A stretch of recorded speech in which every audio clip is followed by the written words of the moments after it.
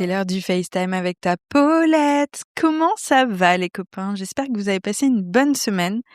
Figurez-vous que je viens d'enchaîner 2 heures de FaceTime avec ma meilleure pote. J'ai l'impression que je vous ai un peu trompé et que j'ai commencé le podcast sans vous. Donc rassurez-vous, je vais me rattraper. J'ai plein de choses à vous raconter. La première, c'est que cette semaine, euh, j'ai enregistré un épisode par jour. C'est la toute première fois que je fais ça. C'est très rare que je me retrouve à réussir à choper autant de créneaux. Et ça m'a appris plein de choses. La première, qui est à mon sens extrêmement rassurante, c'est qu'après une semaine d'interviews par jour, j'avais l'impression que j'avais plus besoin de porter de masque social, que j'étais vraiment réellement moi-même, pas stressée, bien dans ma peau, et ça m'a vachement rassurée sur la manière dont je gère les choses. Et je vous ai toujours raconté que je suis quelqu'un de très sensible, que parfois je me laisse impressionner par mon invité, etc. Et en fait, je réalise que c'est pas nécessairement un problème vraiment qui me concerne, mais plutôt qui est un problème conjoncturel. Mais c'est comme si vous faites tous les jours des réunions commerciales avec 30 personnes, au bout d'un moment, ça devient la routine. Lorsque vous en faites une par semaine, une toutes les 2 semaines, j'exagère un peu parce que moi j'ai un épisode par semaine, mais vous voyez ce que je veux dire. Il y a même des moments où, parce que j'avais 2-3 épisodes à la suite, j'allais rester quelques semaines sans en refaire. Je me retrouvais à nouveau à avoir le palpitant, etc. Et ça m'agaçait parce que je me disais, après 7 ans, mais putain, c'est plus possible, quoi. Aie confiance en toi, merde. Quand est-ce que le syndrome de l'imposteur va passer? Et ouais, ça m'a apaisée sur le sujet cette semaine, et ça m'a fait me dire, bon, qu'il faut peut-être que j'ai un peu plus de compassion envers moi et que je fais surtout ce que je peux. J'espère qu'il vous a plu, l'épisode de la semaine avec Aurélien Muller. Moi, je vous avoue qu'il rentre, à mon avis, directement dans le top 3 des meilleurs épisodes que j'ai fait sur la leçon. Je trouve que ce mec est tellement sensible, d'une grande profondeur intellectuelle avec sa femme. Ils forment un beau couple sain, aimant. La manière dont il raconte les événements terribles qu'il a vécu est belle, optimiste. Enfin, vraiment, si vous n'avez pas encore eu le temps d'écouter cet épisode, je vous le recommande chaleureusement. Et puis, vous savez, maintenant, il y a la version YouTube. Donc, vous pouvez vous le remater en faisant la cuisine ou je sais pas quoi, aussi sur YouTube. Donc voilà, cette semaine, je voudrais vous parler de la théorie de l'oiseau. Je ne sais pas si vous en avez déjà entendu parler, mais je suis tombée sur une série, je trouve, ultra smart, une série sur Instagram de photos tirées d'une discussion. Attendez, excusez-moi, je vous le retrouve en même temps. Je suis tellement type B comme personne, je ne programme rien du tout. C'est terrible. Un diaporama photo qui reprenait une discussion en podcast sur Insta, et ça m'a saisi au vol parce que je me suis dit, putain, mais c'est exactement ce que j'essaie d'expliquer à mes partenaires depuis de nombreuses années sans arriver réellement à formuler une pensée cohérente, et ça m'a beaucoup touchée. Je vais vous le lire, alors c'est en anglais, donc je vais faire la traduction en même temps. Bon courage à moi. C'est Nana qui dit, pour moi, la curiosité, c'est le plus grand langage de l'amour qui soit. Le mec lui dit, ah bon, mais comment ça? Enfin, oh, bon, allez, je vous fais la voix. La meuf raconte, j'étais en couple pendant 6 ans et il m'aimait de toutes les manières possibles et imaginables que tu peux voir, des manières palpables, vous voyez. Il planifiait des dates, il lui offrait de jolis cadeaux, il se parlait tous les jours. Et pendant longtemps, j'ai cru que c'était vraiment tout ce dont j'avais besoin. Et pourtant, à l'intérieur de moi, je ressentais un petit vide, comme s'il y avait quelque chose qui manquait. Et avec le recul, j'ai réalisé que c'était la profondeur qui me manquait. En fait, il faisait tout bien, mais il était juste pas réellement curieux à propos de moi. Et ça a l'air bête dit comme ça, mais en fait, par exemple, lui était fan d'avions.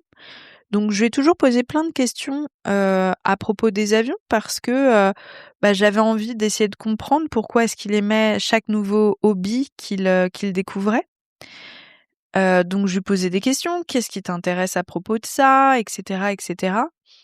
Et puis j'avais pas réalisé réellement à quel point j'en avais besoin en retour de cette forme de connexion, jusqu'à un jour quand avec mon père, on est allé à Boston pour voir cet artiste que j'admire. Et quand je suis revenue, j'étais tellement heureuse de dire à mon mec vraiment tout à propos de cette rencontre. Il a répondu « Oh, cool! Quand est-ce que tu reviens ?» Et c'est tout. Et en fait, j'ai réalisé ce jour-là que c'était toujours comme ça. Et je me rappelle me rappeler à l'époque, peut-être que c'est quelque chose sur lequel on peut travailler, donc j'essayais de faire plus, de lui tendre plus de perches pour créer des connexions, plus de relance un peu sur les sujets qui m'animaient. Mais en fait, évidemment, lui, de son côté, n'a jamais changé. Et puis un jour, genre 6 mois après qu'on ait rompu, je suis devenue copine avec une meuf et un jour, on était en train de prendre un café et j'ai mentionné de manière vraiment casual le fait que j'aimais cet artiste. Et ça m'a vraiment, mais coupé le souffle. Ça m'a comment est-ce qu'on traduit caught off guard? Ça m'a pris de court parce qu'elle m'a posé la question: «Qu'est-ce que tu aimes réellement à propos de ses peintures à lui?» J'ai été vraiment surprise et je lui ai dit: «Ben, moi ce que j'aime, c'est la stratégie, l'impressionnisme qui est plus dur que le réalisme parce que le réalisme, en fait, c'est juste copier blablabla». Je lui ai expliqué toute ma théorie. Elle a réfléchi pendant une seconde et puis elle a juste dit: «Et pourquoi est-ce que tu penses ça?» Et je me suis, mais vraiment frozen. Désolée les gars, j'essaie de traduire en même temps. Je me suis, bon, vous avez compris ou pas? Genre, elle a pas bougé, ça lui a coupé le souffle, voilà. Et ça avait l'air d'être juste une simple question et en plus on se connaissait à peine, mais tout d'un coup je me suis sentie vue et entendue plus que jamais dans ce moment-là et c'était pas juste: «Oh, elle veut savoir plus à propos de l'art de cet artiste». C'était vraiment cette meuf que je connaissais à peine qui était juste curieuse de comprendre mieux qui je suis réellement et à ce moment-là, je me suis plus sentie vue que je me suis sentie vue et reconnue durant ces 6 ans de relation avec cet ex. Parce qu'avec lui, c'était le fait de parler, c'était des rituels, en fait. C'était le fait de parler, de faire des dates, des cadeaux, tous ces petits rituels de l'amour. Mais en fait, la vraie intimité pour moi, c'était cette curiosité. Heu, Faire que la personne se sente vue, bah, ça demande quand même un sacré level d'intérêt réellement sincère envers qui elle est vraiment. Parce que l'amour, finalement, c'est plus que plein de petits rituels. C'est se rappeler que la personne en face de soi est beaucoup plus profonde que la version qu'on connaît déjà d'elle-même et que d'être curieux, assez curieux en tout cas, pour essayer de continuer à découvrir qui elle est couche après couche, c'est une manière de profondément aimer la personne pour qui elle est et non pas ce qu'elle représente aux yeux de la société. Et quand j'ai lu la fin de ce diapo, waouh, la claque les gars, parce que je me suis rappelé que tellement de fois, au cours de précédentes relations, j'allais raconter des paillettes plein les yeux quelque chose et que la personne en face de moi, vraiment pensant à bien, allait me dire: «Je suis trop contente pour toi», parce qu'elle l'était sincèrement et que pour elle, parce qu'elle pensait, j'imagine, un peu en mode résolution de problèmes mathématiques. OK, bah, c'est cool, elle m'a dit ça sur ce mec-là, mais top en fait. Je suis trop contente pour elle qu'elle ait pensé ça. Passons à autre chose, next subject. Vous voyez ce que je veux dire?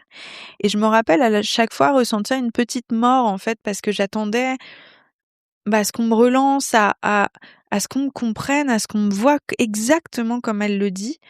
Et je me rappelle tellement de fois manquer de ce truc-là et dire: «Mais tu sais, tu me poses pas assez de questions et cetera». Mais en fait, si ça vient pas de la personne, ça vient pas de la personne et il y a un moment, ça ne fonctionne pas comme ça. On a beau essayer de demander, de relancer et cetera, si ça vient pas, ça vient pas.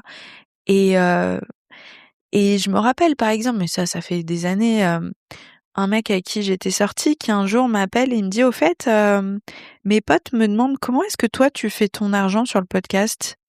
Genre ça m'a choquée quoi, ça faisait des mois et des mois qu'on se voyait et je m'étais dit: «Attends, mais même cette question basique, tu ne le sais pas?» alors que lui, je connaissais tout son travail et c'était un travail qui m'intéressait objectivement pas tant que ça, mais en fait, ça me faisait plaisir de tout comprendre de son travail parce que je m'intéressais à lui et donc j'avais vraiment envie de rentrer dans son monde et j'ai eu l'impression tellement de fois que la personne en face ne recherchait pas réellement à entrer dans mon monde.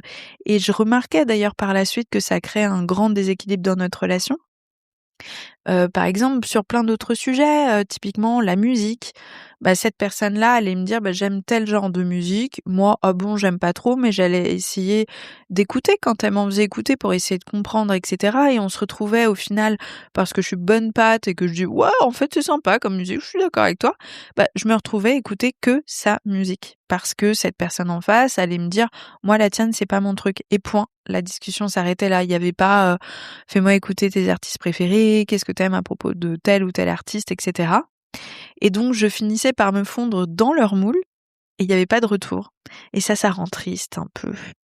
Donc j'ai trouvé que ce diapo était hyper intéressant et vous allez vous poser la question: «Mais ça, c'est pas la théorie de l'oiseau dont tu voulais nous parler?» Les gars, j'y arrive. La théorie de l'oiseau, c'est quelqu'un, je crois que ça vient de TikTok, peut-être que c'est tiré d'une étude sociologique, hein, mais moi je l'ai vu sur TikTok. On est transparent entre nous, on n'est pas là pour faire genre, on est plus intellectuel qu'on ne l'est vraiment, OK? Cette théorie de l'oiseau s'est transformée en vraie trend qui est assez touchante, où des meufs se filment en train de dire à leur mec: «Au fait, aujourd'hui, j'ai vu un oiseau». Et ce qui est hyper intéressant, c'est pas cette question banale parce que OK, cool, c'est la manière dont leurs mecs réagissent. Il y a des mecs qui vont dire: «Ah bon? Mais c'était quoi comme type d'oiseau?» Et la personne allait répondre: «Bah, c'était un petit rouge-gorge, ah bon? C'est cool, tu l'as vu où?» et cetera et d'autres mecs dire: «OK, mais pourquoi tu me dis ça?» Et cette théorie de l'oiseau, elle est beaucoup plus profonde qu'elle n'en a l'air parce que là, en revanche, je suis certaine de moi, j'ai juste pas le statistique exact, mais le fondement d'un couple selon, la psychologie, c'est le fait, dans tous ces petits moments de vie où on crée en fait, on cherche à créer une connexion à l'autre. «Oh regarde tel magasin, oh!» C'est la propension de l'autre à s'extasier de la même chose que vous et ça, neurologiquement parlant, je sais que ça crée des connexions, ça stimule, ça booste les hormones du bonheur et c'est ce qui fait qu'un couple reste finalement vachement aligné, et complice. C'est ces tout petits moments de vie où on est capable de s'extasier des mêmes choses. Et donc, cette théorie qui a l'air basique en soi de «Oh, j'ai vu un oiseau aujourd'hui», c'est comment est-ce que va réagir son partenaire?